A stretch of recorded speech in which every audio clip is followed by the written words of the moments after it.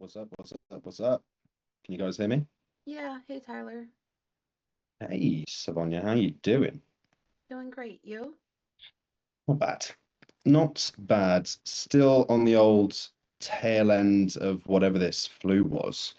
Um, but I'm still surviving. I'm still surviving. I'm trying to see how I can set this up so I can see all you guys at once. There we go. How's how's the past couple of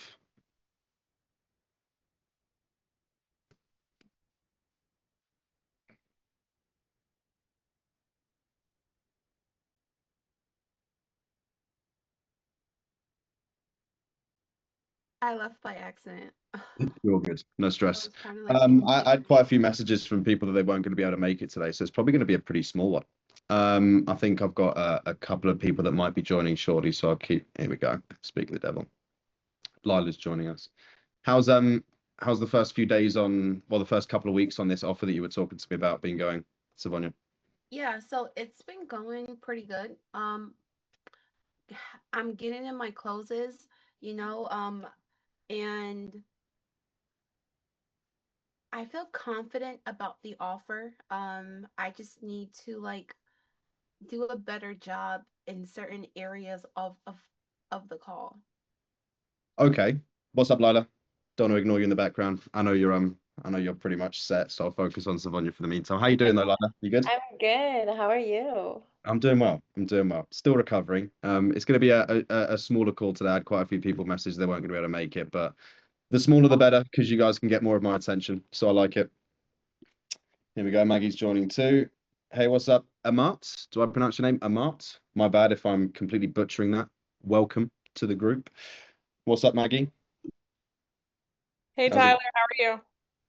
All the better for seeing you, my dear. All the better for seeing you. I But had to show up.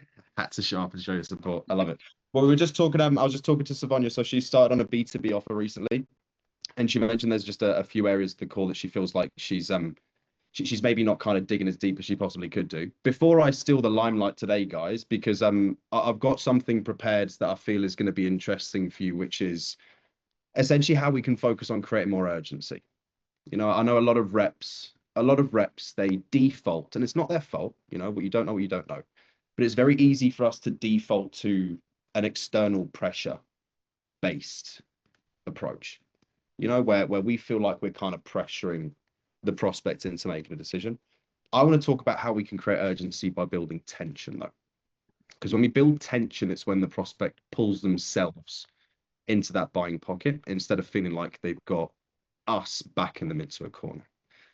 But before I dive into that and completely steal the limelight, Savonya, what parts of the calls, just based on the few that you've taken, do you feel are the ones at the top of your to-do list that might need a little bit of work?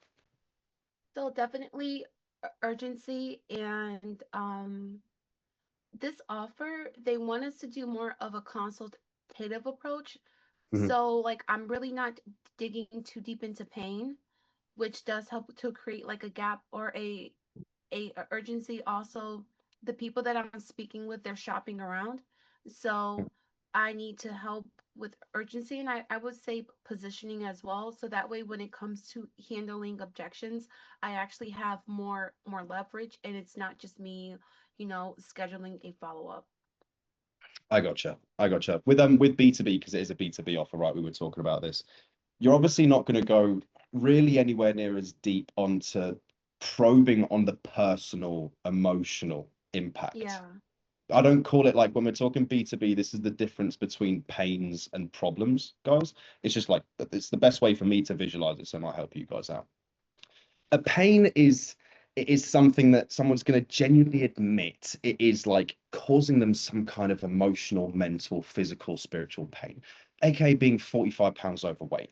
That's not a problem anymore. That's a pain. You know, I'm sure that's fair to admit. But like if you're running a seven-figure business, you know, you're doing 1.2, but it could be 1.4, you got healthy profit margins. That's not a pain, it's a problem.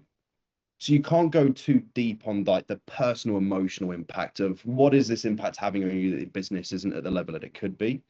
what I find best is to just dig deeper onto probing on the impact on the business itself. Detach who you're speaking to from the problem, direct the conversation towards the business.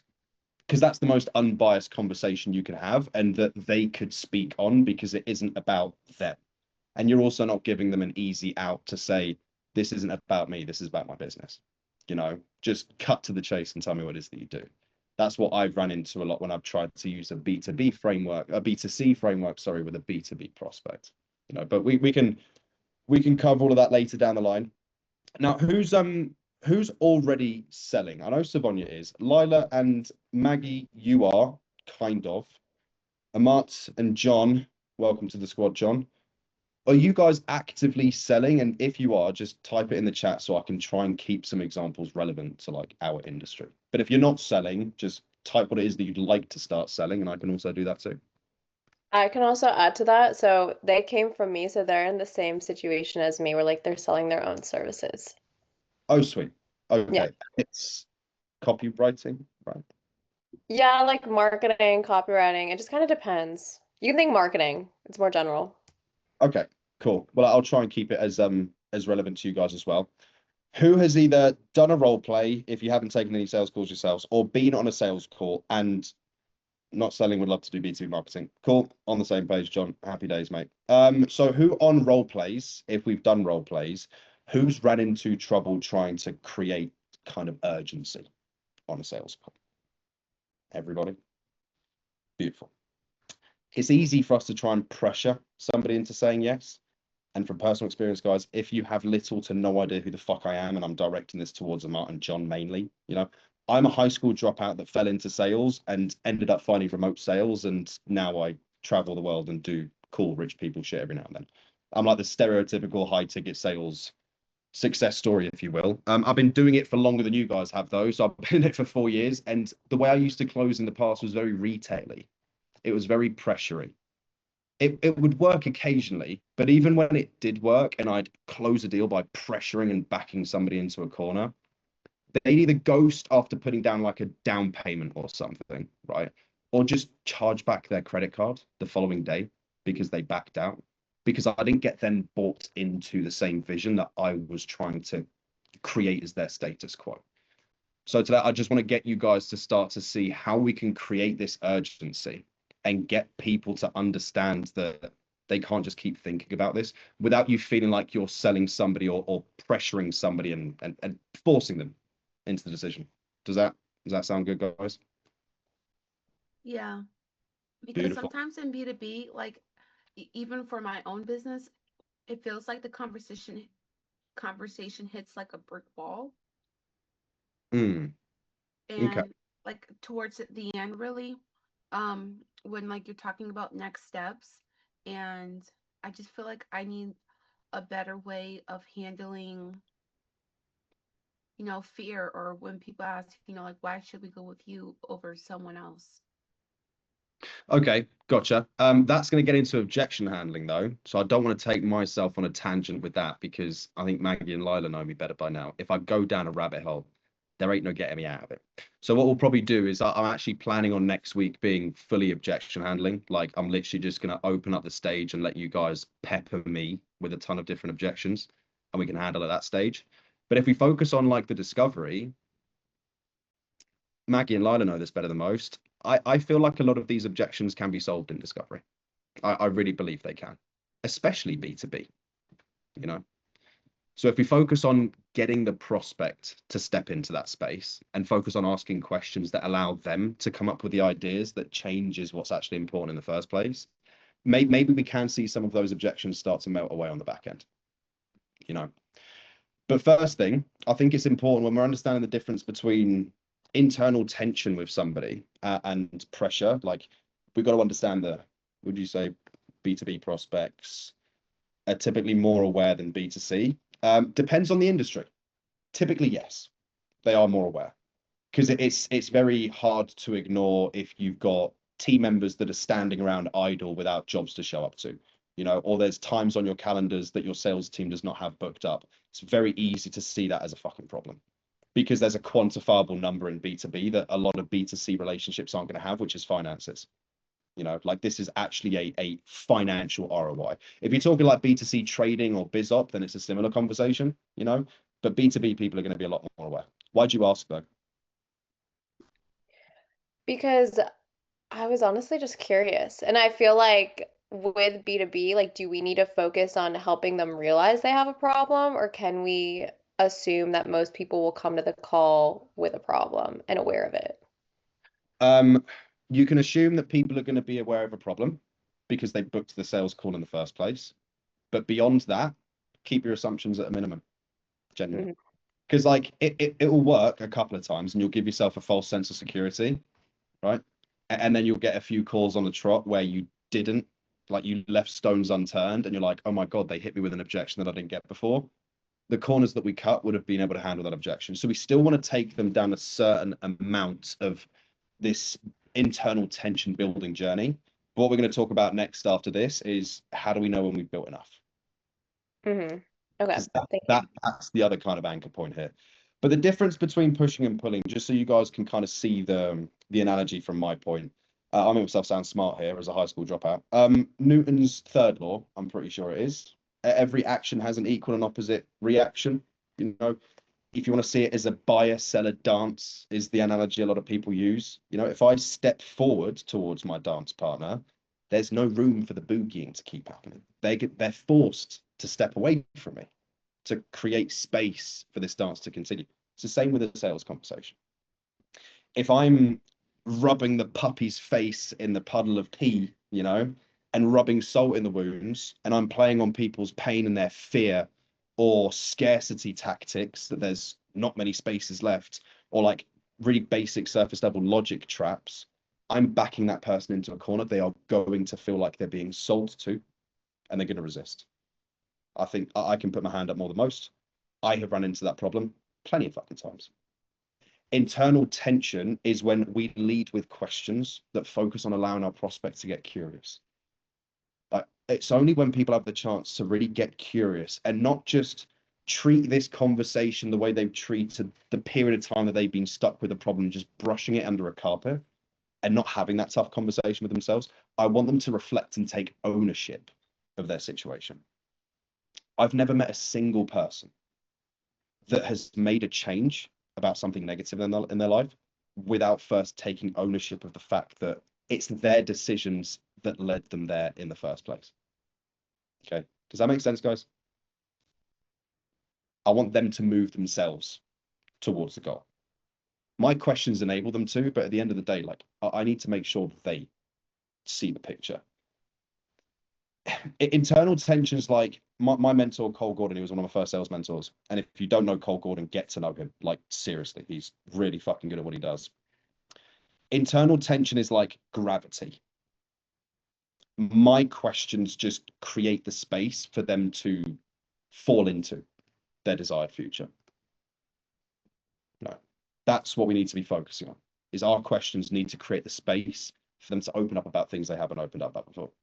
You know, if you want to get really fucking deep, pressure is when you push the decision onto them. Internal tension is when you get them to realize why making the decision is important in the first place. That's like a deeper way if you guys want to look at it, you know.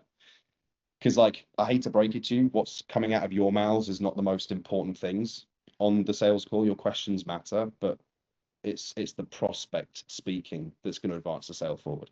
If the sale only feels like you're getting closer to pitching after you talking, that's going to mean that you're leading to a point where you're just going to be handling surface level objections toward the end.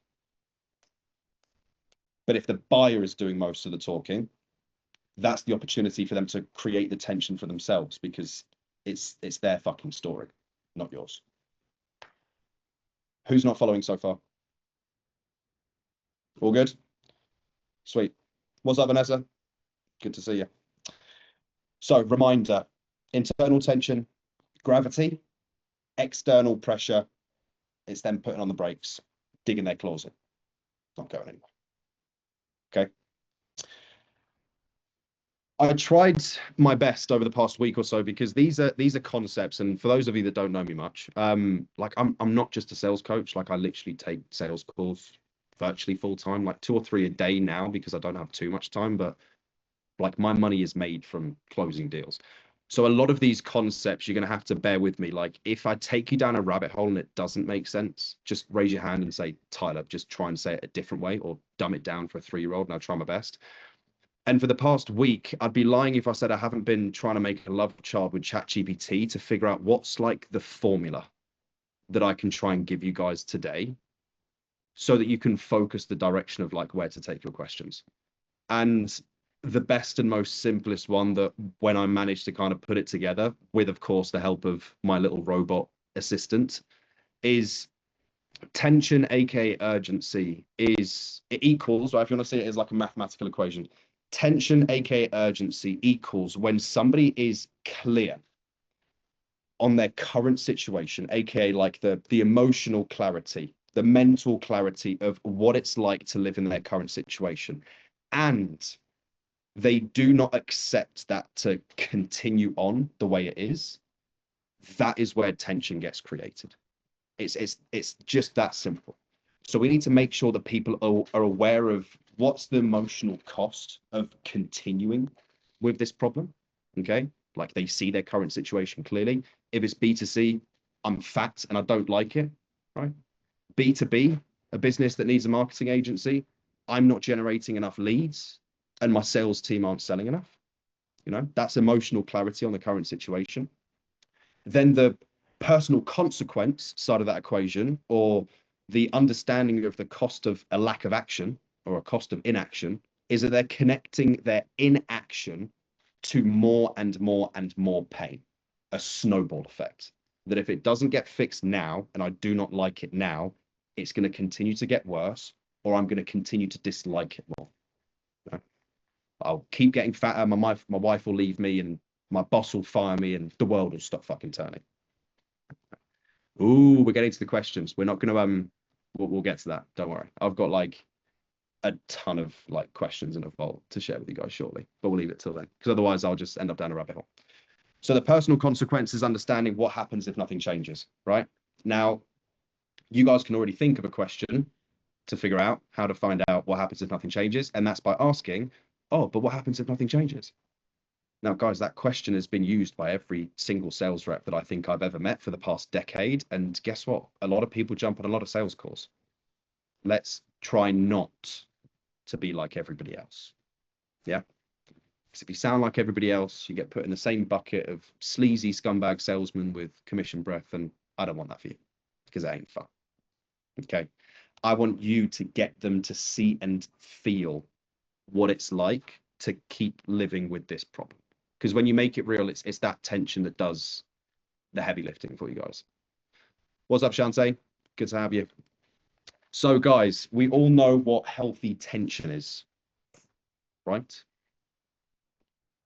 Quick pulse check. I see people nodding along.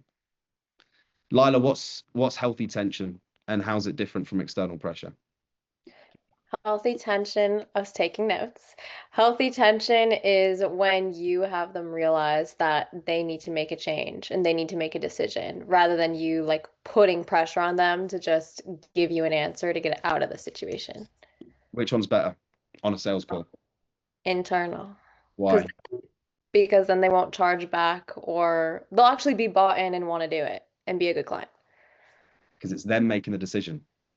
And I Mm-hmm. don't know about you guys, but like, I think me saying I dropped out of high school and mum kicked me out at 16 is probably enough for you to kind of paint a picture of the personality I had at that age. I knew everything, you know, so I'm that kind of guy. So I'm like on the other side of the spectrum to most people.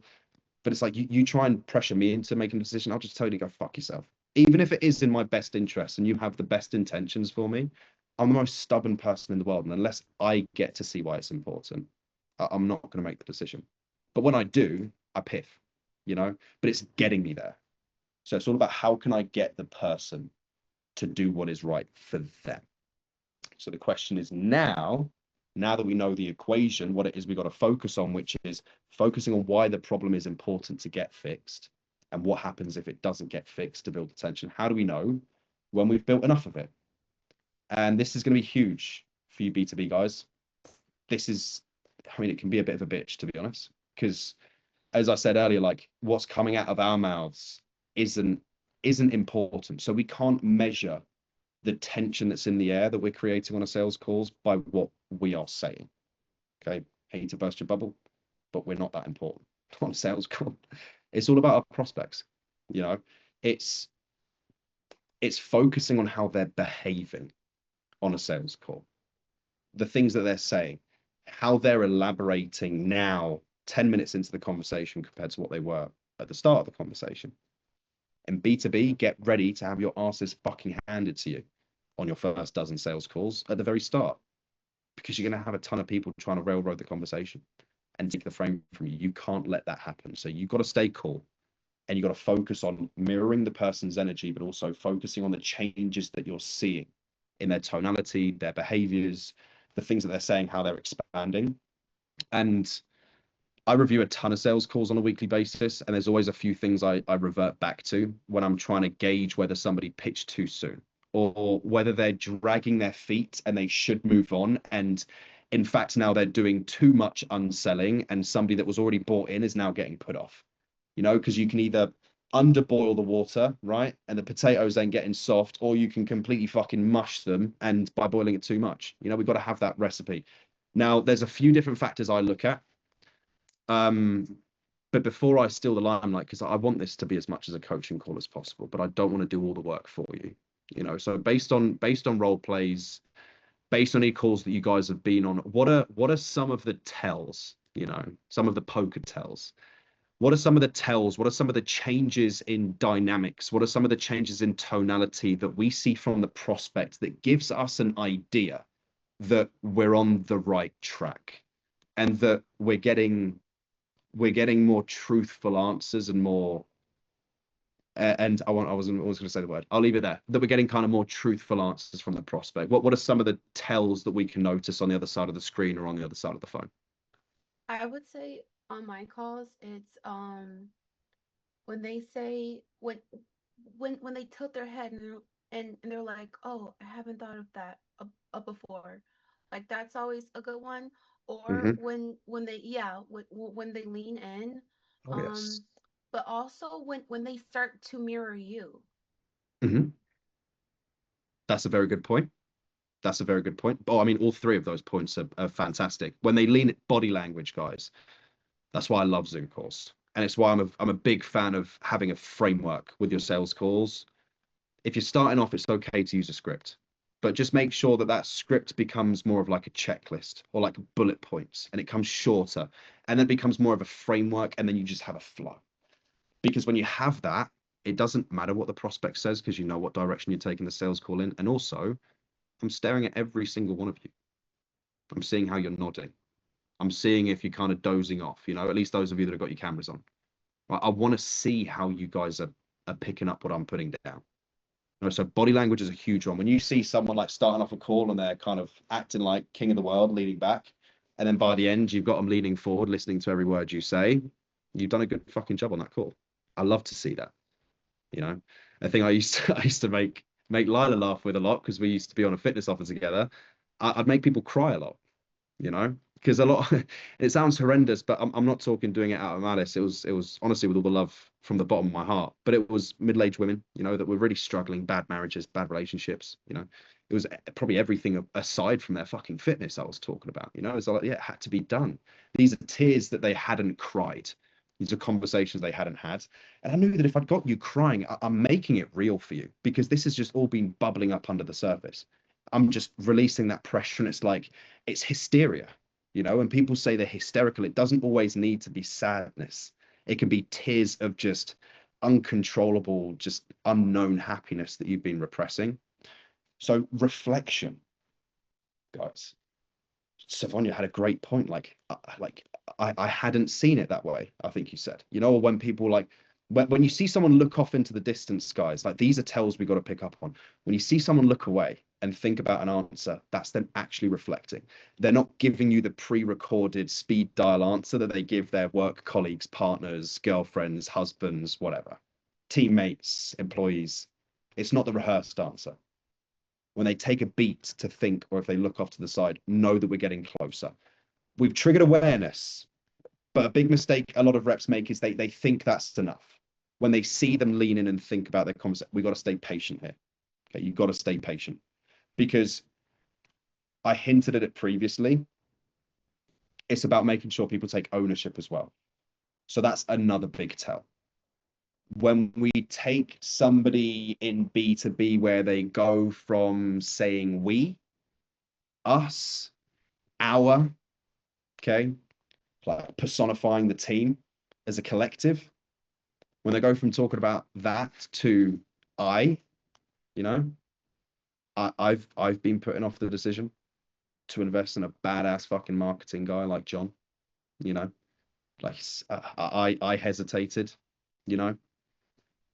That's ownership. They're taking responsibility. That's when we know we were kind of really landing, right? Another one could be when they start to future pace. I love future pacing. I really do. As long as you present it in the right way and you don't kind of back people into a corner, when you future pace, you take yourself out of the equation. And I use future pacing pretty like simply. It's like, take me out of the equation here for a sec, because maybe I'm getting ahead of myself. Like, what does happen if this keeps kind of playing out, you know? But when they take ownership of it without me having to ask the question, and they're saying, oh, well, like, well, when I do get the marketing fixed, you know, once we put this plan in place, I can start seeing X, Y, Z, and they start to connect what making the decision is going to look like for them in a positive sense. That's when they're starting to future pace the solution. They're starting to become aware of what fixing something looks and feels like. Okay. That could be a green light to transition, but again, it's the tonality that we got to pay attention to as well, guys. But I really like to use tonality, whether it's slowing down with silences like that to build a bit of tension before I say something, whether it's stuttering to make it seem like I'm not rehearsing the same question that I've asked 1,000 times before to make it more natural. But it's not just what I'm doing, it's also what the prospect's doing too. When their tone softens, when their answers start to get a bit longer, you know, when the pauses between you asking a question and them answering starts to get a bit longer and longer, you know, with that reflection, or when they go quiet at certain points and like they don't even answer when you make a statement, they just kind of sit in that awkward silence. They're processing, they're reflecting again. Worst thing you can do is try and fill awkward silence, guys. It is, I know, the most horrendous thing you can do, because we've all been taught to, I mean, we've not been taught, it's been kind of forced upon us by the status quo, but don't be fucking awkward, you know? Like, don't be awkward. Like, don't make somebody feel awkward. Don't act awkward in front of people, you know? Don't embarrass yourself. You know? I think awkwardness, and I can't remember who said this. It was what's the actor's name that played Elvis? Was it Elvis? Does anyone know what the guy's name? Quite a good looking fella. Anyway, we'll get to that. The recent actor. But he made a statement on an interview, and he's like, I think embarrassment and awkwardness are Jacob Elordi? I don't know. No, I think Jacob Elordi is another extremely handsome dude. Look at Lila just naming off her crushes. Anyway, um, he made a statement. He said, like, embarrassment and awkwardness are underexplored emotions and feelings, and that really stuck with me, because the only way that you get comfortable in open spaces with a lot of people is if you do more of it and you get embarrassed. Austin Butler, that sounds a lot better. I think it might be Austin Butler. There we go. Austin Butler, great looking fella, great voice as well. I reckon if you like read bedtime stories, he'd make even more money. Sweet. And I think when there's awkward moments of silence on sales calls, I've seen every single beginner rep, including me. Okay, I raise my hand higher than most because I've probably made the mistake a lot more than you guys have. Is like rushing to fill that silence. I used to hate feeling like I was inducing some kind of awkwardness, you know, like just rush to fill the silence and try and get a word in to take the pressure off somebody else. In a sales conversation situation, guys, it's the worst thing you can do. Like, it is a catch-22 morally, being a sales rep, because what you're doing isn't necessarily nice in the short term. Okay. But look at it this way, even if you're religious, you know, you ask God for strength. He doesn't just give you strength. He gives you circumstances that enable you to become strong. We're not playing God, okay? So I realize that I'm probably trying to make a fucking comparison between me and guys. Not what I'm doing, guys. But when people are asking for change, they think it's one thing, but most of the time it's another. And this short-term sacrifice on their behalf of sacrificing their comfort zone is what enables them to step into that goal they're looking for. You know, so if there's awkward silence, if people are going to start crying, you know, don't try and crack a joke and get them out of that. Sit in it, hand them the tissue and say there's plenty more where that fucking came from. You know, if you need it, it's here. I did this with is Nuna here? No, Nuna's not here. We came up with this. Nuna's another student of mine, and I mean, close friend now. She's awesome. She's badass. It's like this traffic light situation, just for you to kind of know when we pitch and when might be too early to pitch. A red light is when somebody is being short with you. Okay, they're guarded at the start of the sales call. They're giving you, especially in B2B, guys, you're going to see this. They're giving you very logical answers. You know, you ask them a question, like, oh, so what's like at the top of your to-do list? You know, we want to make more fucking money. Duh. You know, that's a red light. You don't drive through that. You know, don't be a dick. Right. The kind of yellow light when we're getting ready, you know, to start setting off is when we notice them being a bit more reflective, when they start to give you more thoughtful answers. You know, Savon, you said they're looking off to the side, they're pausing, you know, you can tell they're actually reflecting. They might even be showing some sense of ownership of a situation. You know, still not a green light though. I want you to see it as like you very much have your foot on them, but we don't want to let off that pressure just yet. There's still a bit more kind of squeezing we've got to do. The green light is when we've verbally acknowledged and they've taken ownership of what the consequences look like by future pacing what happens if nothing changes. There's dozens of ways we can get there, which we'll get to shortly with a ton of questions, because we'll get to a question library very shortly. But it's about making sure that they have taken ownership of what the consequences actually are. Until that's happened, we do not have the green light to pitch. Do not try and rush your way through a yellow light. Okay, I've got plenty of tickets getting caught by cameras by thinking I could beat the red light. Don't be a dick. Just be patient, because the more patient you are, without overdoing it, of course, that tension is what gives you the green light. Does that make sense, guys? Give me some nods, give me some thumbs up. Who is still even just the slightest fucking tiny bit unclear about anything I've spoken about today that they'd like to ask me some questions on before we get into some quick fire, opening up some vault of questions on how we build tension in different circumstances? Or is everybody pretty good? Damn, I'm fucking good at what I do then. Hey guys, I'm just messing. I wanna give you guys like a really like real world example of pressure versus that internal tension. And I just want you to just be the guinea pig here for a sec, because you're going to be the guys that are running sales calls, but it's very important for you to understand what it feels like on the other side, right? Like I talk to myself a lot, sometimes sales related, other times not, you know, but it's understanding what it feels like on the other kind of side of the, I see Maggie laughing at me because she knows it's true. You got to understand what it feels like on the other side of the table, you know, which is why I feel like if without going off on a tangent, but I think it's important to mention, like I didn't have the easiest upbringing. I certainly didn't suffer, guys. I had hot food on my table, you know, I had a roof over my head. My mum was very hardworking. Dad wasn't in the picture, but my mum had all the balls that I needed her to have to run the show at home, you know. But I've been through that kind of tough situation. I had to claw myself out of it, and it's knowing that there's a rock bottom that some people can hit, and kind of seeing that for yourself. It really helps to understand the situation.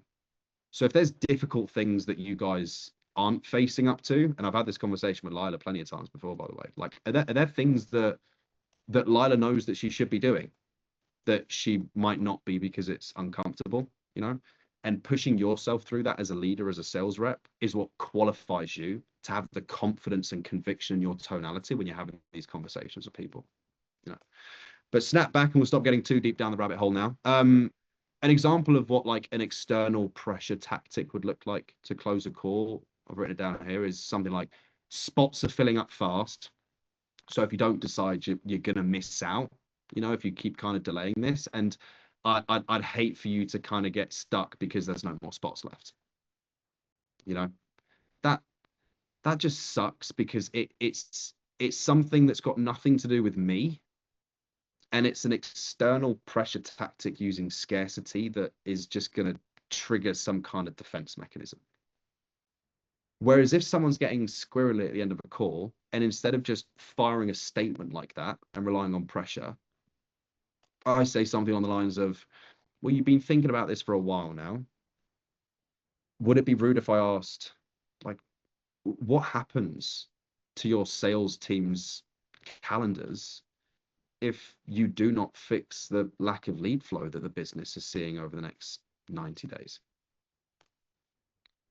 I'm getting them to step into it. No, that's the most blatantly obvious example I can give you guys, and it's unbiased. My tonality is just focusing on what is already true that I've established in discovery. And I'm just laying up the alley-oop for them to slam dunk on themselves. Now, bearing in mind, that question only works at the end of the call if we've done everything right up until that point. It's not a question that can just fix it, because the one thing we do need from that question is a truthful answer. And if I've not had that same caring and curious and reflective approach and tonality at the start of the call, it's not going to matter how well I ask that at the end, because I'm not going to get the truth from them. I just want to make that caveat. It's not just asking that question, everything's fixed. It's about doing everything that comes before it as well. So like, let's say you have a red light. They're giving you short answers. They're not really expanding. Like, how do you handle that? Because, with B2B clients, it's almost like, yeah, you have to push them, but if you push them too hard, then they're just like, fuck off. Yeah, 100%. So there's dozens and dozens and dozens of reasons why they could be short with you. Okay. I'll start off with one, which completely takes the pressure off of you guys. They woke up on the wrong side of bed. Their wives haven't shagged them in a while and they're miserable. They're just getting fatter and fatter because they don't have the discipline or anything to go to the gym. And that's losing their kind of own self-respect, and they're carrying that into their business life. That's a reason they could be short with you. Nothing to do with you guys. Doesn't mean you can't do something about it, but it's nothing to do with you. Now, on the other hand, if you're asking questions like you're reading a script and you are, sorry about the chat here. Yes, sales friction. Oh my God, yes. I mean, even B2C nowadays, like a lot of people have jumped on a lot of sales calls. There's been a lot of Facebook ads ran over the past few years, at least, billions of dollars. So a lot of people are kind of used to having that sales resistance now. But that's the point I was making. It's like, if they're being short because of something that you're doing, that's a completely different fix to if it's something to just do with their status quo and their environment. So the first solutions are, obviously, we've got to take a look at your flow. We've got to take a look at how you're opening up the call, how you're contextualizing the call. Because a very easy thing for us to get people to do what we want them to do, guys, is to get them to do what we want them to do, but present it in a way that they're doing it in their own best interests. I'll give you like the most extremely simple example, how we open up and frame a call. I'll tell you what, I'll give you literally the live example because I was creating a script for somebody the other day. Where is it? Okay, cool. Tell you what, Savonya, how brave are you? Scale of 1 to 10. 10 being like you got no problem running a quick role play with me and like just giving your frame right now on the call, and 1 being like you'd rather not do it. 10. Okay, cool. How do you open up a frame of call? I won't be a dick, but I'll just kind of use it so you're speaking to somebody. How would you frame and like intro and contextualize what the sales call is about? Yeah, so I would say, hey Tyler, well, I would love to learn a bit more about what you're working on and Okay. how we can best help you. Beautiful. Okay. Nothing wrong with it. Okay. I'm not gonna say it's shit because it's not. Now, I'd be lying to you if I couldn't make that 10 times better by making it more about the prospect and less about me. Who noticed fucking 50 points for Gryffindor if someone can pick up what I'm about to say about what Savonya just said with how she contextualized the sales call? No wrong answers, no wrong answers, no silly answers. I promise you I won't judge you. Savonya, apart from you, I'll let you go next. Did you just put your hand up? Go on, mate. What did Savonya do? I honestly don't have sales experience, so I don't know like what she's supposed to do or not. But one thing that stuck out to me is it seemed like she came in investigative like and didn't really know what she wanted to talk about, and it was more like, you tell me what's wrong and then we can cater the conversation to that. Very valid point, mate. Very valid point. And I'll say, don't use your lack of sales experience as a weakness. And I say this to everybody that comes to me as a newbie, as a greenie. Because the less salesy you are, the better of a salesperson you are. And that sounds backwards, you know, but it's kind of the curve. Like I see beginners earning a ton of money and then they invest a couple grand into mentorship with a few different people and they think like more is better. They make less money. And then when they get even better and they understand that it's all about detachment, they start making more money again, you know. So definitely lean into the newbie, lean into the green, because you get more curious and there's less assumptions. Very valid point from John. Go on, Savonya, what were you going to say? I'll open it up now because no one else has got their hands up. So I was saying, did I so for my offer, it's a database that helps people raise capital. Okay. So one thing that I've noticed, like I have a few different openers, but sometimes I ask, like I start off the call with their goals. Mhm. And I was wondering if my opening that time wasn't specific enough to why they're there, Mm-hmm. Yeah, or did I have to build some rapport? Because I try not to build too much rapport at the top of the call and rather like sprinkle it in throughout. 100%. Rapport is always best built when it comes naturally. Funny story about the first time I landed in California. I was 20, 22, 23, something like that. And like I was born and raised in the south coast of Spain. I was very blessed, guys. A place called Marbella. You know, it's still very touristy, very international. But like I'd spent 6 years living in London, central London. Don't know if you guys have been there for an extended period of time. Everybody's miserable. You know, you think New Yorkers hate their lives? Go spend like a long weekend with a bunch of Londoners at 8 a.m. in the morning on the underground train. It's horrible, right? And I landed in California and I went to an In-N-Out. Let's just say it was some fast food joint. I can't remember. I think it was In-N-Out. And like just so incredibly friendly. No, tell a lie, it was fucking Starbucks. And I was like, I went through the drive-through and it was I felt it was just so fake and forced, like rapport. Maybe I was going at it from a different perspective because I'm a sales rep and I know what like the whole point of this is, but I was like, this just made me feel uncomfortable. So we definitely, especially with B2B, build rapport naturally as it comes. No weather, no sports teams, no questions about traffic. Okay. Busy day. It's literally as simple as I keep it. You know, how's Monday treating you guys so far? Busy? Nice. Okay, cool.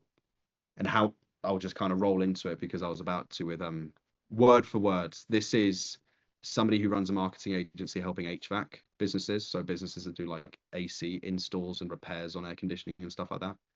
So Savonya, here's how these calls typically work best. Look, there's a few different ways that we partner with insert business type here, you know.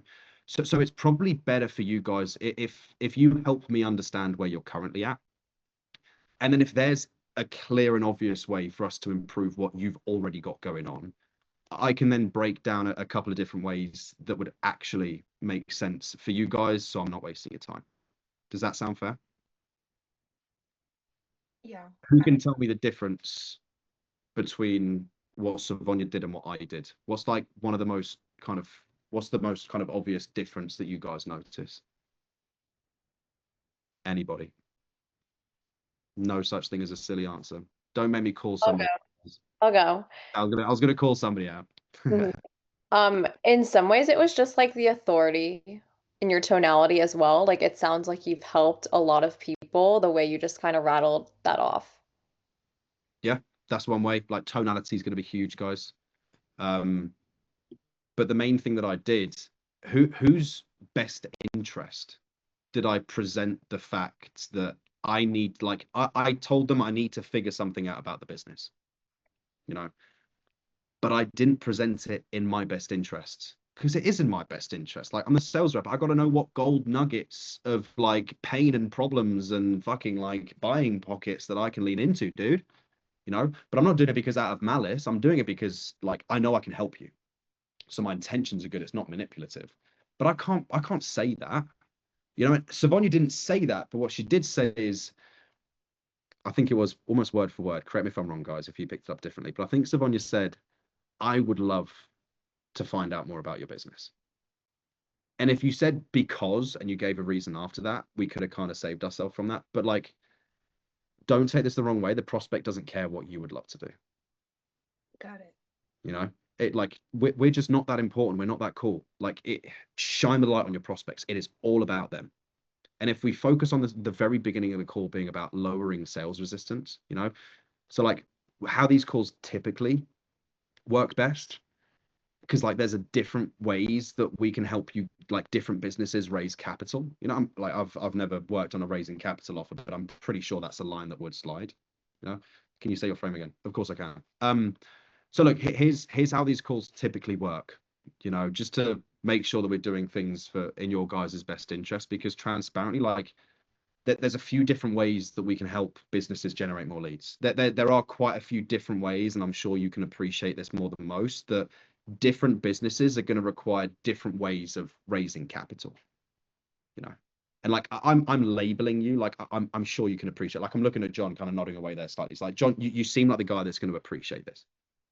Don't be afraid to do this kind of stuff, guys. Stroke people's ego. Like, you really seem like the kind of guy who knows what he wants. You know, what is that? Like, yeah, I'm the fucking guy who knows what it wants. I'm going to tell you what I want. Whereas before the call, he might have been guarded to tell you what he wanted, you know, because you might use that against him. But anyway, back to my point. Like, Lila, I'm sure you can appreciate this more than most. Like, there's a few different ways that we can generate leads for different businesses. And the way I generate leads for you might not be the same way I generate leads for a business doing 10 mil a year. So if you can help me just briefly, just help me understand exactly where you're currently at. And if there is a clear and obvious way for us to improve upon what you're already doing, then I'll break down those specific options for you so I'm not wasting your time with everything else. Does that sound fair? And then just wait to get the buy-in. Like I always say, does that sound like a plan? Does that sound fair? You know, would that be a bad idea? Depending on how standoffish somebody is. If somebody's like really standoffish with me, like I said, like, would that be a bad idea? And like your tonality's got to be right on that. Like, would that be a bad idea? Like, you don't want to perform, and it's like, would that be a bad idea? You know, kind of like, oh, I'm kind of sorry to say it, kind of thing. How's that for a frame, guys? Does that make sense? Yeah, that's really helpful. Thank you. That's the first one. But again, to answer your question, because I don't want to kind of leave the question half answered for you. We got like 10 minutes. If no one's got to like run, I can stick around for a couple more minutes. It's no rush. But because I want to give you guys at least like 10 or 12 questions that you can build tension with in a sec. But like if someone's like being really tough on you and just asking you to get straight to the point, a lot of trainings tell you to try and deflect that as much as you possibly can. In B2C, it can work because you're speaking to like less aware people, and they might put on a show of being like a hard sell, but they're probably just doing it for their own ego, you know. And when you kind of bite back at them once, they fall back into place. But with B2B, when you're talking to people that are actual CEOs, you're talking to people that are actual business owners, and like they're not just putting on a show, but like they are that guy or they are that girl, you know, like you do have to dance with them a little bit. So if a trick that you can use, and it's giving them without really giving them, like if you ask a couple of questions and for some reason or another, and we won't get into the reasons why, like they're sensing some resistance and some just like salesy energy from you, and they just say like cut to the chase, what is it that you can do. It's like, okay, gotcha. Well, I'm still unclear about a few things, but I understand you seem like the kind of guy that wants to get straight to the numbers. Now I can't really be too specific with you, but from where we're at right now, what I'm possibly thinking might work would be taking us down this avenue or this avenue, or maybe like a third avenue if there is another one that comes to mind, right? If you can give like 2 or 3 that are very different avenues that you could possibly take them down with the business and make it specific to your offer, you're giving them the answer to their question. So you're not like not answering it, you are answering it, but what you're then doing is you're contextualizing where the conversation is going to go to next, you know. So if like at my frame I'm asking Lila a couple of questions and she just goes, oh yeah, like, well, we're spending this much on ads. Like, what would you be able to do for us if like we're spending $2,000 a month on ads already? You know, and you haven't figured out what their business is doing in revenue, and you haven't figured out like why it's not doing the revenue that it could do. Like, you're literally in the first couple of minutes on a sales call, and they've given you a piece of information, then they're automatically like, what can you do with that? I'd be like, do you know what? That's a good question. And like the fact that you want to get straight to numbers, like I respect it, you know. Like, first of all, like pad it. Like, okay, I get what you're trying to do. That I would do the same thing. You know. Now, what's probably going to depend though is on a few different things, because like I also don't want to flood you with too many leads. You know, and I don't want to get you too few where you can't grow. But I also want to do it in a way that works alongside your guys' sales process, right? Because no two leads are the same. So I think what we could possibly talk about is maybe looking at funnels on Meta, like Facebook and Instagram. But it might not be a bad idea to have a brief conversation about what ranking organically on Google could do for you guys, you know, just so you're not having to worry about throwing money on ads. Like, maybe we can do something organically with some search terms. So with that being said, and then you take them directly back into the sales conversation. You know, what's the next question in the flow? Is it about the desired outcome? Is it about their current situation? So with that being said, to get an idea on the kind of volume that we need to deliver for you guys, what has the business turned over year to date? So I'm giving them a brief answer. I'm giving them a few different options that we could go down. So I'm kind of giving them the crumb. I'm not giving them the full pie. You know, so that's another trick that you guys can use in B2B, because it is going to come up. Like, it happens to me nearly every single sales call. At some point, when you kind of reach that tension point and they understand what's happening, you know, and it's kind of simmering over a little bit too much, they can just get to the fucking point, Tyler. Stop wasting my time, you know. Oh, great point. I love it. You know, you seem like the kind of guy that wants to get straight to numbers. So let me go ahead and do that for you. Now, it might depend on a few different things though. So I don't want to get ahead of myself, because we could do this, this, and this, but it might depend on X, Y, Z. So with that being said, loop them straight back into the sales conversation. Just got to remember to always contextualize in people's best interests. As long as we focus on doing things in other people's best interests, we can melt away a lot of sales resistance. Does that kind of answer your question a little bit better too, Savonya? My bad, I went off on a bit of a tangent there. Yeah, given that frame, like, I just want to understand what's in your best interest. I think that definitely does help lower their guard. Also, sometimes I just picked up on something that you were doing, but sometimes like the more words you say, the more it lowers their guard. Just because if you just answered their question, then it's you haven't lowered their amount of skepticism. Mm-hmm. But the more that they're hearing you talk, the more that they feel like, oh, you're being thoughtful about what you're saying, and not, oh, you're just trying to pitch me, or you're just trying to say those things that get me to pull out my credit card. Yeah, thin line with understanding that, because you're very right. It's contextualizing the answer that I'm about to give, so it makes more sense to them, and I'm like pre-programming them to be in a mindset to receive the answer I'm about to give them, and it makes sense for the status quo. Like, that's all I'm really doing, is I'm contextualizing. Don't want to talk too fucking much, right? Because that's one thing I used to do. I used to just talk for England and just not shut up. Don't want to do that. But you do want to give enough context for it to make sense. You know, so that's definitely something we want to do. But like, at the end of the day, like with your tonality and your frame, something Lila said is like, it sounds like I've said this 1,000 times, guys. Guess why? Because I have. You know, like I calculated it the other day, and it's between like 3,200 and 3,500 sales calls I have taken. Right? Do you know how fucking insane that is?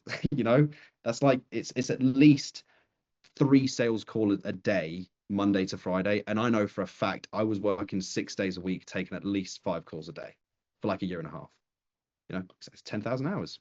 You know, a way to go. But it's about putting in the time, and like, the reason it sounds like that and I come across with that frame is because that's the case. Now, the trick for you guys is you don't need to do 3,000 sales calls. You don't. You just need to understand why we're saying something like that way, and just copy it. Just copy it, because you guys understand why we say things a certain way. So you understand why. It's just about the execution. You know? And the best way to do it is, as I said earlier, like put yourself in the prospect's shoes. How would you receive it if somebody else said to you? Which is why role plays are so important. Like I've got some modules inside school and stuff, and like guys, go through it. It's good shit, you know. Pat myself on the back, you know. It's good stuff, but there's only so much you can get from watching a video. The execution is going to be the best. What's your school link? I'll post it in here in the chat for you guys in a minute when it loads up. But let's go over, because I've written down a ton of questions that I wanted to share with you guys to help us focus on building tension with our prospects without asking the what happens if nothing changes question. As like a little challenge I'll set for myself. How many different questions can we ask at different stages of the sales call to build that healthy tension without relying on the good old reliable what happens if nothing changes? You know, because people are gonna have heard that question quite a lot. You know, if we start off simple, how does this problem actually show up day to day? Just getting them to reflect and expand. You know, what's the worst part about it for you personally? You know, or if it's about the business and they're talking about a responsibility or a daily task that is kind of having friction, you know, like, well, the sales team, you know, they don't have enough calls on their calendar from the leads we're generating. I guess what's the most stressful part for the sales team from that? You know, don't make it about them personally. Just talk about what's the worst thing about that? What's the most annoying thing about that? What's the most stressful? What's the most impactful thing about that? Get them to expand, reflect. One that I used to use all the time, and this works a lot with B2B, but can also work very well if you're speaking to just somebody who's real on a B2B call. What actually goes through your mind whenever this happens? People talk about the decisions, but not the thought process behind decisions. And I spoke about this on last week's call. It's like, we don't just want to focus on the decisions that these business owners have made, because there are still human beings. They do still have emotions. They do play a part in their decision-making process. So expanding not so much just on the decision, but why they made the decision is another way to create healthy tension. You know, because if they held off on choosing a marketing solution, you know, if they held off on hiring a John, you know, or hiring a Lila in the past, and it's led them to jumping on a sales call with you, and I ask you, damn, Maggie, like, I guess when you did have the chance to do something about this in the past, what went through your mind that made you want to hold off? And whatever fucking answer she gives me, I don't care if it supports her decision for holding off. Like, oh, well, like money was tight and like it just didn't seem like the right time, you know? Or she takes ownership for it and goes, yeah, like at the time I didn't think it was the right time, but now looking back, look where I am now, you know? Whatever answer she gives me, I'm just going to expand on that one more time. Is like, well, how did that really play out? You know, but I wouldn't have got there if I didn't get to understand what the thought process behind the decision was. Another way that we can create tension is by not just making it about the person you're speaking to, make it about the ones around them. If it's a B2B offer you're selling, guys, or if it's a small business, you know, because it doesn't need to be a big enterprise. It could be a small business that's family run. You know, there's friends and family that are around us, part of this situation. Or if it's teammates in a big, like large size enterprise level business. Whenever insert problem here happens, who else notices? Like, I hardly ever hear people asking questions like that. Who else does this have a ripple effect on? You know, it's about making sure that we're expanding the problem. Let's inflate it. You know, it's not just affecting that person. You know, because if they're not making enough money, you know, if they're not generating the leads for the business, like when this happens, who else aside from the sales team notices? You know, just stick with the example about the lead generation. One of my favorite questions to ask, and I literally closed the deal 2 days ago. Well, more than just from asking this question, but like you'll have this, guys, where you ask one question after a list of them and having a dialogue with somebody, and you're like, fuck, that's the one that did it. You know, like that's when you notice you're like, oof, I visibly saw steam coming off the prospect when I asked this question. It was, I started off by asking for permission to ask the question because he'd like offloaded a bunch of like just shit and stress and pressure onto me. This guy was on his like last tether. And I said, Mike, would you mind if I asked you like a really difficult question? And it's a bit of a loaded one. And he's like, yeah, sure, man. Why not? I said, because he just admitted that he noticed this about a year ago being a problem. And this was him booking more appointments for his HVAC business. And I was like, when you decided to hold off on this a year ago, did you think you'd end up back at square one on a phone call with somebody like me? And like, he just didn't say anything, but I didn't really need him to, you know? Did you think, and this is once you've like anchored a certain time that they've been dealing with a problem. So like, when's the first time that you actually noticed the lack of consistent lead flow impacting your earnings, impacting the sales? About a year ago. Damn. Did you feel like when you first noticed it a year ago that you'd still be stuck dealing with it today?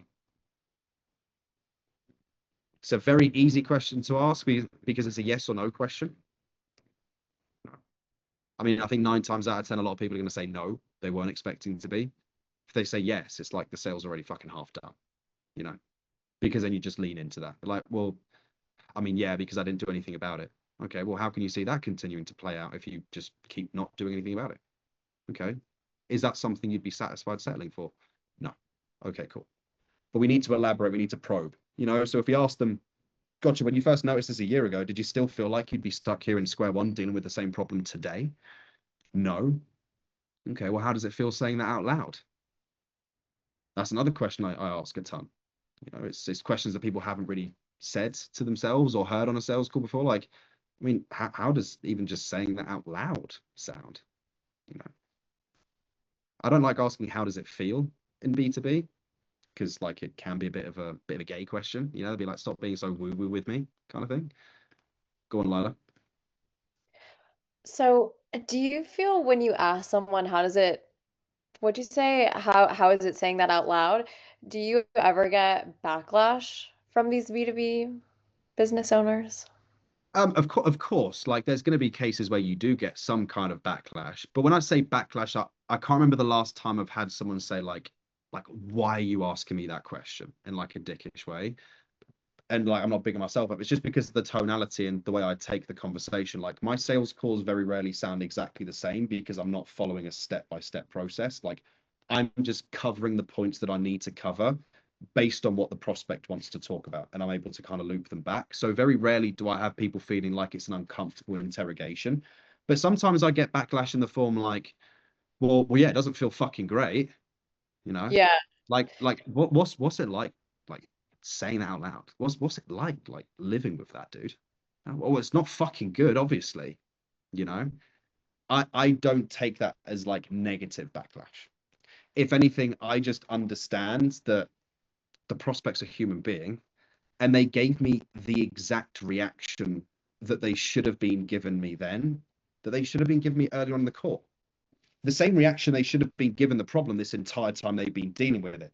And my question is the one that got that emotion out of them. I think getting a response like that, like that backlash to a question like, well, yeah, obviously it isn't good. You know, if anything, I see that as a good thing on a sales call. That's like, Would you mirror that? Like, would what you was get pissed off with them? exactly. I remember us having this conversation. Mm, I'd get pissed off with them. Great fucking okay. point. Like if I asked a question, and obviously self-awareness is the thing here, guys. Like if you're asking a question in a dickish way and you're being a bit of a see you next Tuesday, you know, spell it out. Like if you're being a bit of a dick and you're getting a dickish answer, don't bang your head against the wall and tell me like, oh, why is my head hurt? And it's like you asked the question like a bit of a dick, you know.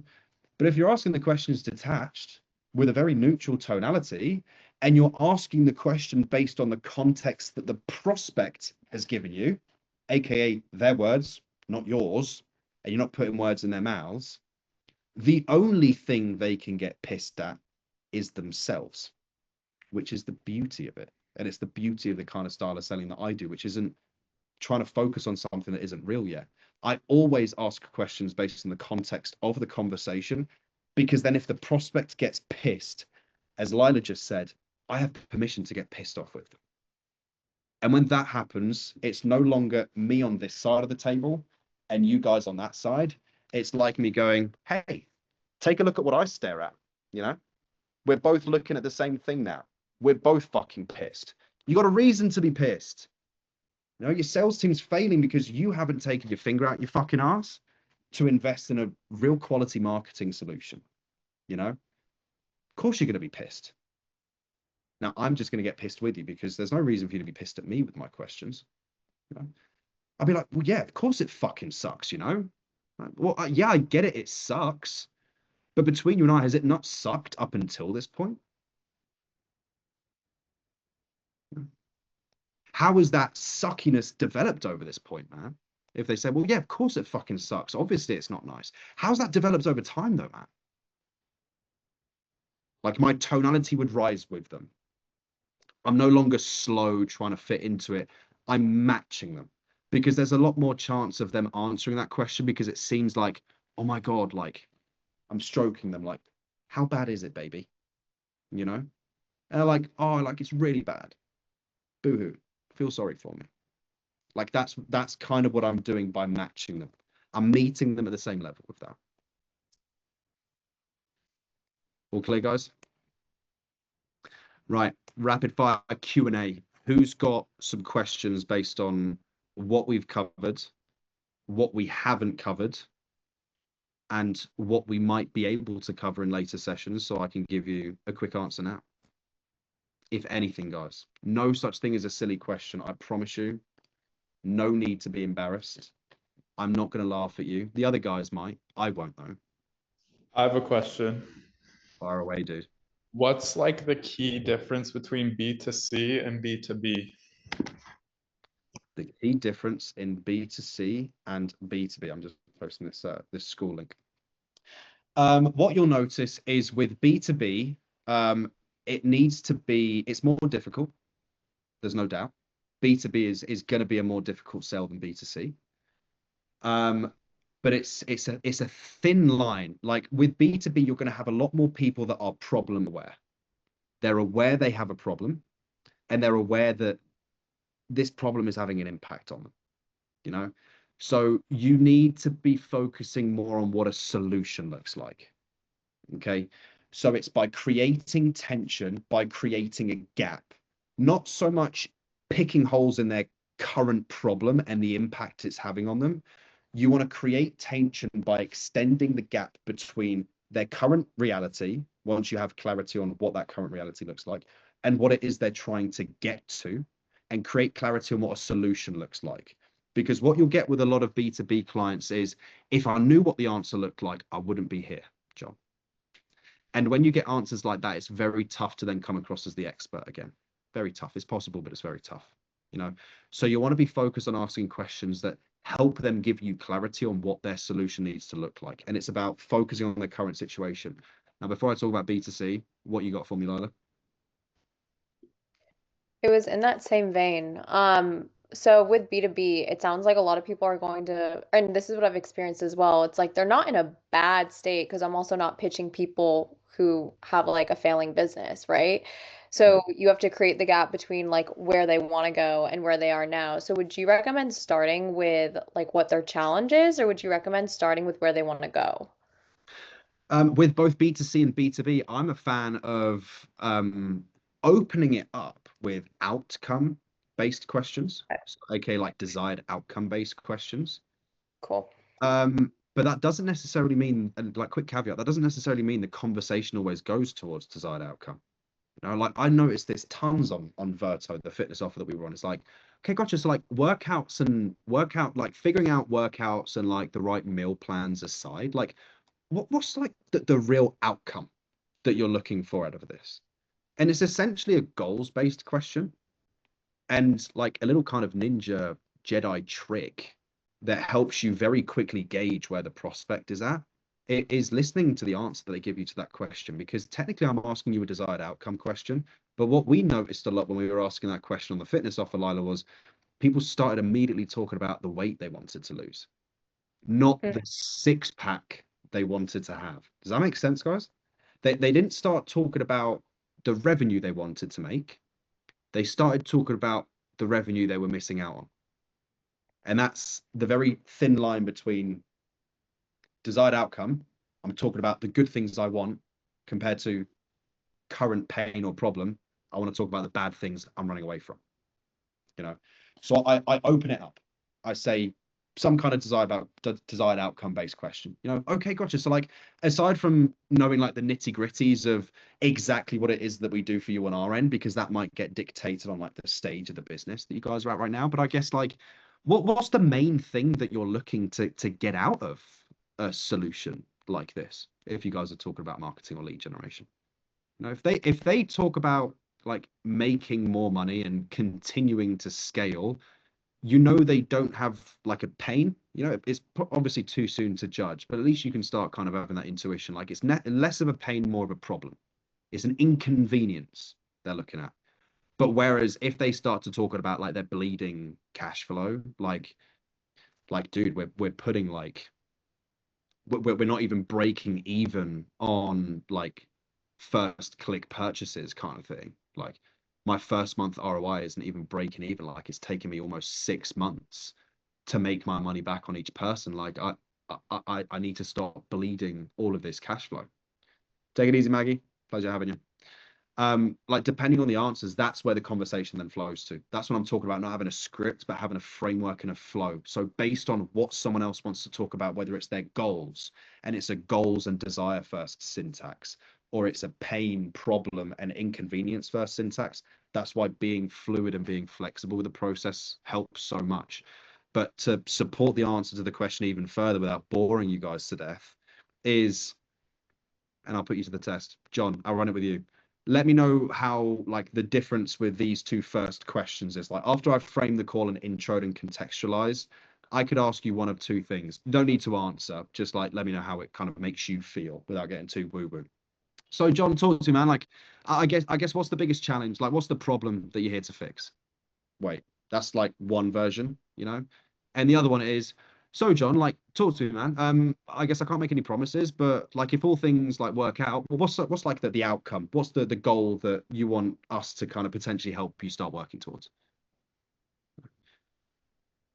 Sounds about Or you I like would say the the second. difference between the first one and the second one? What would you say, like just the way you received it based on who you are as a young man? Like what's kind of the first knee jerk or like first impressions that you had from those two different questions and the way I asked them?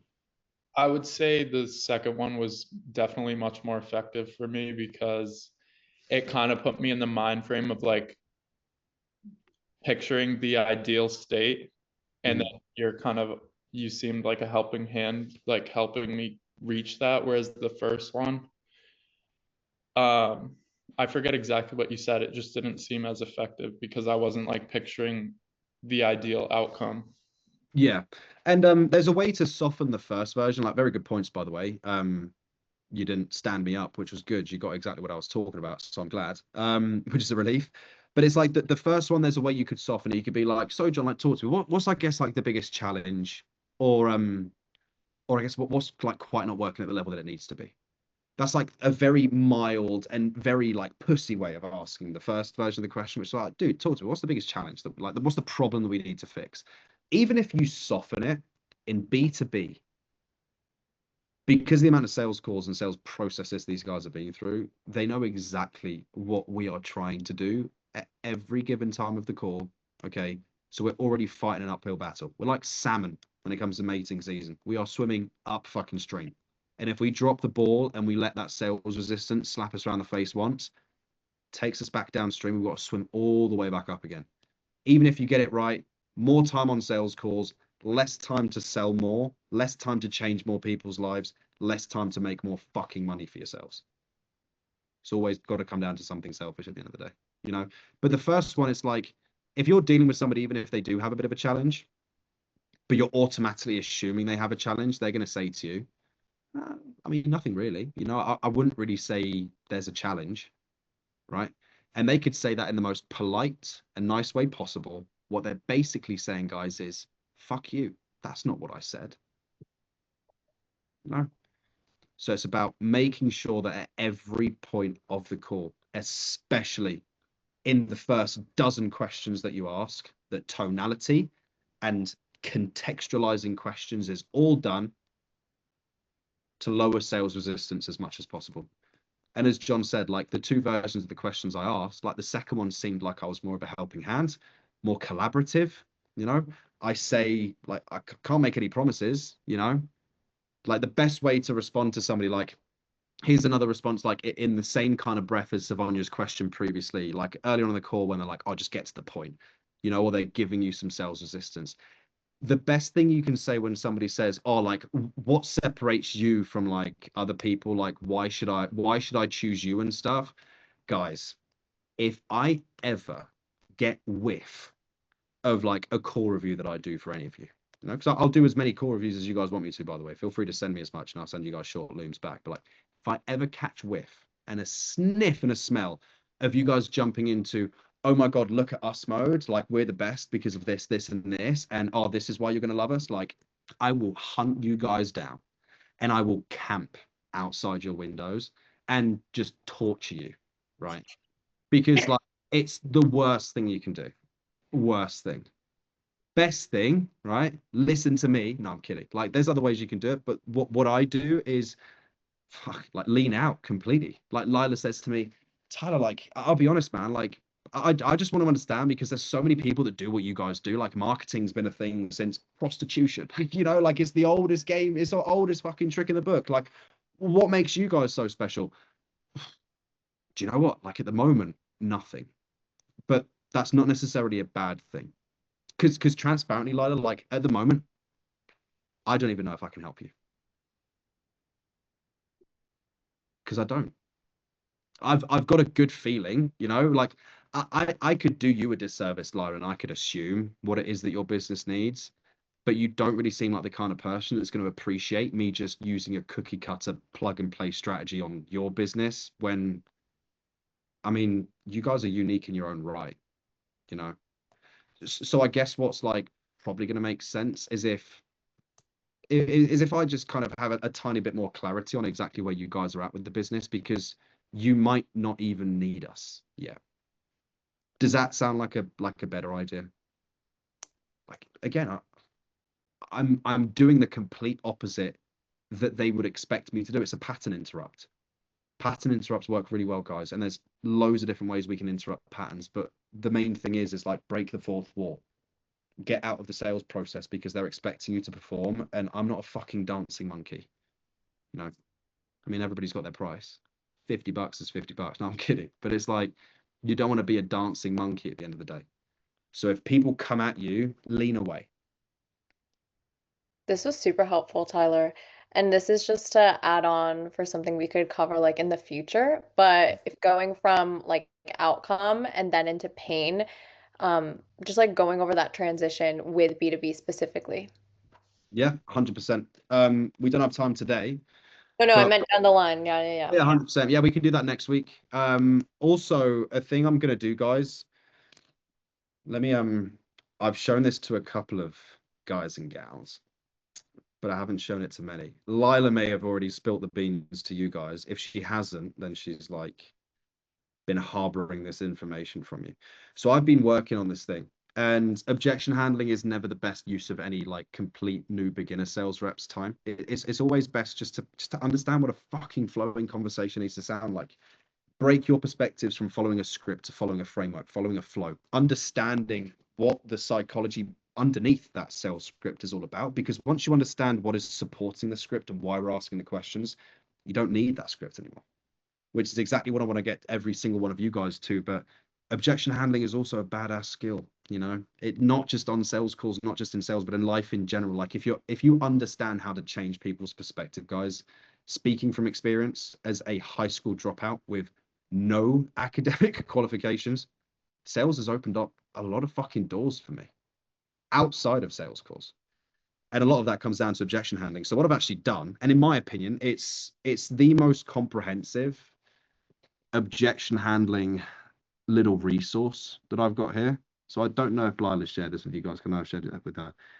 It all boils down to 9 different objections. And I'm going to post a link to this inside of school, seeing you guys are requesting access, whether it's think about it, whether it's partner or spouse. And that's both B2B and B2C. There's examples for both. Okay, there's like 3 or 4 word tracks per objection handling. Whether it's about financial objections, price objections, that people have a rule that they never decide on the call, whether they're lacking trust or credibility from you and they want to like see some reviews, whether it's that they've tried something like this similar themselves and failed in the past, whether they've had someone else try something similar and failed in the past, whether they seem like they're too busy, they're too stressed, they're too overwhelmed, they don't have the time to do it now. When they tell us they've got to do more research, I've got word tracks for every single one of these objections inside here, guys. It's on Notion. So if you download the Notion app on your phone, you can literally use it like an app. Like it's literally just like in your pocket. So I'll post a link to it inside Closer OS. Anybody who wants access, just click on the link that I posted in the chat. And if you have any requests over the next few days, or when you kind of check out the call recording for this, of just topics you want me to go over, just let me know. Genuinely, just post in the school community, post it in that forum place there, just on the dashboard so I can see it. And we could jam on some topics, because I want to get you guys everything it is that you need. But I also know that I'm cursed with the knowledge that I think you want. And I'm lacking the knowledge of what it is that you guys know you need. So to make these calls better for you guys, just let me know what it is that you feel like you have the most doubts or concerns with, and I'll just make sure I give you guys that undeniable clarity that makes it fucking unreasonable for you not to understand how to fix it. Does that sound good, guys? Beautiful. I'm going to give myself a shameless plug, because I'm fucking shameless. Like, there's no other reason for it. Anybody who isn't following me, and there's only a couple of you, and don't make me call you out. Yeah, I can see you reaching for that phone of yours, John. Good man. There we go, baby. So anybody who isn't following me, Matt, just feel free to drop me a follow. I'm posting virtually daily content on there, whether it's specific recordings from trainings like these, it's topics that I come up with. I'm just giving away as much of this shit for free, and the school community is completely free. These calls are free. The only thing I charge for, guys, is if we do one-on-ones. So if you want to keep getting value from this, I'm just trying to, there we go. Boom. Would you look at that? 2 new followers. Happy days. I appreciate you guys, genuinely. But look, anything that you want to, like, just leverage me. You know, like, this isn't my source of income. I make money closing for the foreseeable. Transparently, I want this next stage of my development as a salesperson to be a leader, because I'm not just impacting one prospect at that stage. And guys, I'm not brainwashed. I'm not delusional. Sales is all about the people that we're serving.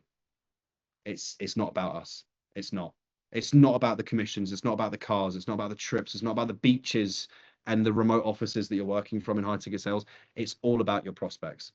You know, so genuinely, if I can get it to the point where I'm helping you guys have better conversations, which means you can help other people step into more of their life-changing goals, that's just about as fucking happy as I think I could ever be. You know, that I could kind of get to that point where I'm making that impact.